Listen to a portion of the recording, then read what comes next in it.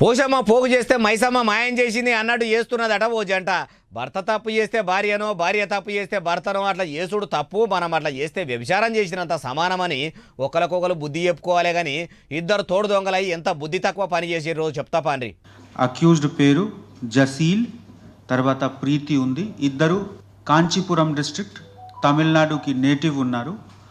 కర్రె ముసుగు కప్పుకొని వగలమారి ఏడుచుకుంటా వస్తున్న ఈ వయ్యారి బామ పేరు ప్రీతి. పక్కపొంటే మాస్కు కప్పుకొని వస్తున్న ఆ మోతెవారి మొగాయన పేరు జసీలు. ఈ ఇద్దరాల మొగలు ఆన్లైన్లో మార్కెటింగ్ పేరుతోని ఎవరైనా సామాన్లు బుకింగ్ చేసుకుంటే వాళ్ళ నంబర్లు దొరకబట్టి మీరు అమెరికా నుంచి ఈ సామాను కొనేందుకు ఆర్డర్ పెట్టిర్రు. అది పోయి కస్టమ్స్ అధికారుల తానం ఉన్నది. మీరు ఆర్డర్ పెట్టిన దాంట్లో గంజాయి ఉంది, డ్రగ్స్ ఉంది అని ఎవ్వేవో మాయమాటలు చెప్పి బొగులు పట్టించి మీరిన్ని పైసలు ఆన్లైన్లో మాకు పంపిస్తే ఆ సామాను వాపసు పంపిస్తాము, మళ్ళా మీరు ఆర్డర్ పెట్టిందే పెట్టి పంపిస్తామని ఒక తెలంగాణలో, ఏపీలోనో కాదు ఏకంగా దేశంలో ఉన్న అన్ని రాష్ట్రాల్లో ఈ దందా చాలు చేసిర్రు. దేశం మొత్తం మీద ఇప్పటికీ 150 మందిని ఆన్లైన్ అంగట్ల మోసం చేసిరట.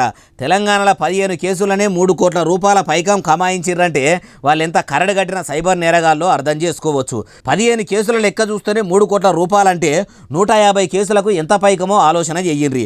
దొంగతనం ఇంకేదో దాగదంటారు చూడుండ్రి అన్నట్టే వీళ్ళ సైబర్ నేరం కూడా బయటపడ్డది. వరంగల్లో పట్టుబడ్డరు. చూసిండ్రు కదా ప్రజలారా. ఆన్లైన్లో మీరు పెట్టిన ఆర్డర్లు తెలుసుకొని ఫోన్లు చేసి ఓటీపీలు అడిగితే మీరు చెప్పిర్రంటే మీ నెత్తిని మీరే కత్తి లేకుండా నున్నగా గీక్కున్నోళ్ళ ఇద్దరు. ఎంత పైలంగా ఉంటే అంత మంచిది. అయినా ఓటీపీలు చెప్పమని ఏ కంపెనీలు అడగాయి, ఏటీఎంల పిన్ నెంబర్ మొత్తానికే అడగాయి. ఆలాజిక్కు తెలియకుండా ఎట్లా మోసపోతారో ఏం కథనో అంటుర్రు ఈ ముచ్చటిన్నోళ్ళు.